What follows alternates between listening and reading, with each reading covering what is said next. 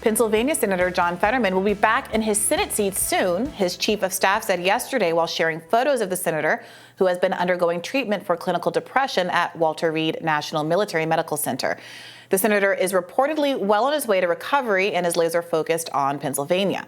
Fetterman sponsored a rail safety bill from the hospital and a plan to avert future crises like the one occurring after 2 Norfolk Southern trains have derailed in Ohio.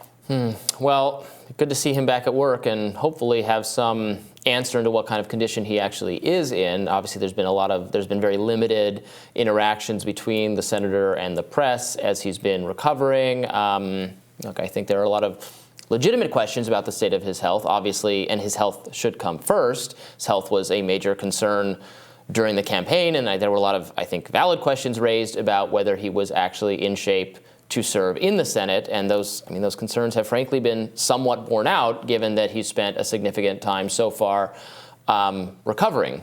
So yeah, I mean, to be clear, let's remember what happened. It wasn't a choice to run with health issues a priori. It was a stroke that occurred a week before the election, if I recall correctly, and at which time there wasn't an opportunity to really switch gears. He's been, I think, more transparent than maybe folks might have advised him to be in terms of signing up for a debate, which many people thought was ill-advised and that was going to ruin his chances ultimately.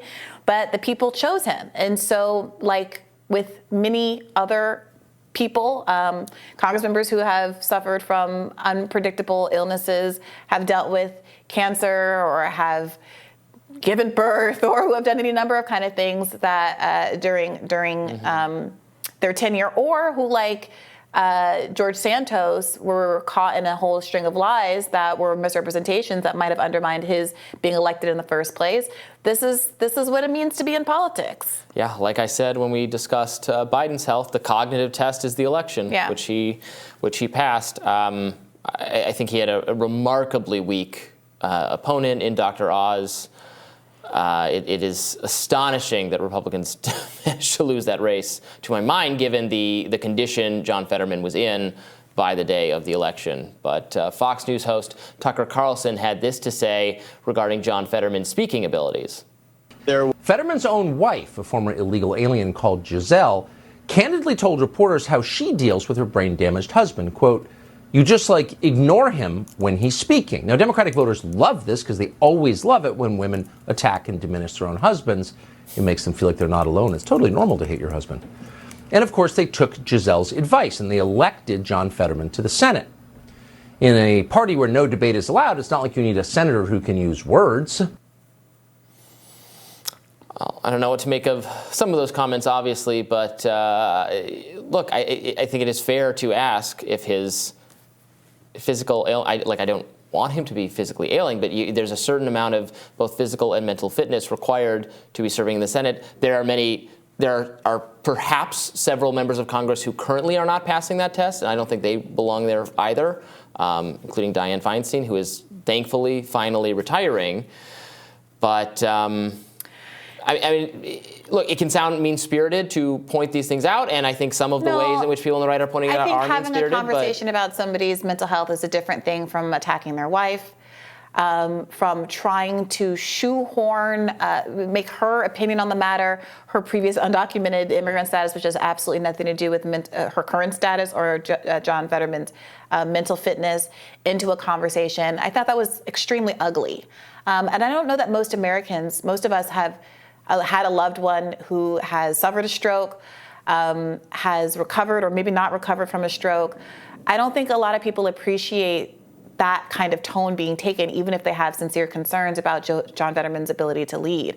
And I think that approach that Tucker Carlson was taking in that clip is exactly why Fetterman was able to succeed in Pennsylvania. We're in the middle of a healthcare crisis. We have 68,000 people who die every year from a lack of health insurance. 1/3, I believe, of Americans have medical debt. We have a population that is very vulnerable to issues like strokes because of an obesity epidemic, which has a lot to do with farm subsidies and an agricultural sector that's completely out of whack and is incentivizing us to put all kinds of crazy seed oils and nonsense in all of our food. So all of this is going on, and you're going to sit there and talk about someone who in many ways is very reflective of the American condition in such an inhumane way. I mean, I don't know that that's winning any hearts and minds, even though there is a substantive issue here when it comes to whether or not John Fetterman is going to be able to fulfill his professional duties. I think we got a few more clips to react to. Florida Representative Matt Gaetz mentioned Fetterman receiving treatment for clinical depression in a recent conversation. There was a media campaign to endlessly repeat false allegations about me in order to try to take me off the chessboard. And I didn't do those things. I didn't go check in like as John Fetterman's roommate at Walter Reed. I went on tour. I told people what we believed, the work that we had to do going forward in a Republican majority. And we have a clip of Donald Trump Jr. comparing John Fetterman to a vegetable while speaking at the Conservative Political Action Conference over the weekend. Pennsylvania managed to elect a vegetable. They criticized me as being ableist. I didn't know what that was, but there's always an ist, right? There's always an ist, and it doesn't matter what you're talking about.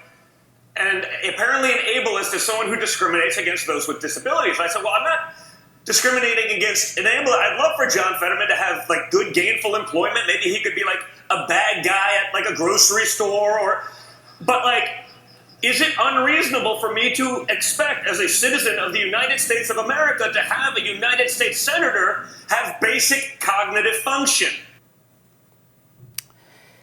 That's why a lot of people are frustrated with right populism. I'm sorry. I would love it if there were a populist movement that engaged with working class in a way that was respectful, that didn't imply that they're kind of brain-dead vegetables doing jobs that are of value and without which society couldn't go on, jobs that we celebrated as heroic during the pandemic when we were all so deeply reliant on them. To be able to turn on a dime and speak so dismissively of them in an effort to insult somebody else, to use them as like human collateral on your way to, again, having what can be a substantive conversation about John Fetterman's mental state. I think it diminishes the party. I think it diminishes the speaker, and it does nothing to talk about the substantive issues people care about. We kind of alluded to the fact that John Fetterman has co-sponsored this railway bill to prevent accidents like what's happening in East Palestine. How many people in East Palestine bag groceries? Right. How many people in East Palestine work those kind of working class jobs? I think Donald Trump Jr. there forgot that the Republican Party is aspiring to be the party of that very job of people in those positions. Yes. So why sound like he's denigrating? He did come across like he was denigrating that work. So that wasn't a successful rhetorical moment. I think it's kind of emblematic, actually, of the decline of that event was at CPAC over the weekend. By all accounts, not nearly as well attended or energetic as in previous years. Still wholly beholden to Donald Trump. So beholden to Donald Trump that Ron DeSantis did not attend.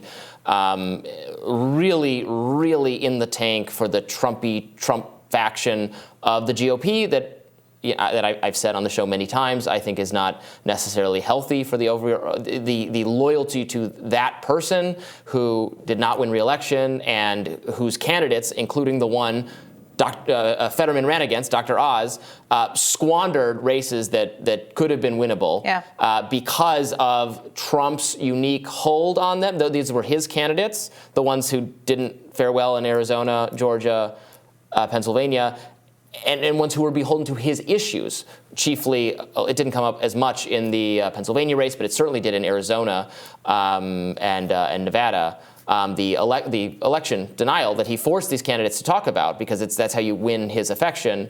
But it's not something that resonates with voters at all. Even many Republican voters, it's not resonating with them. Yeah, well, it's resonating apparently with the Tucker Carlson audience with these new disclosures of the video footage. So we'll see where this takes us, and if that is perhaps emblematic of Tucker Carlson's continued alliance or fidelity to the Trumpism or the Trump movement. We'll have more Rising for you right after this.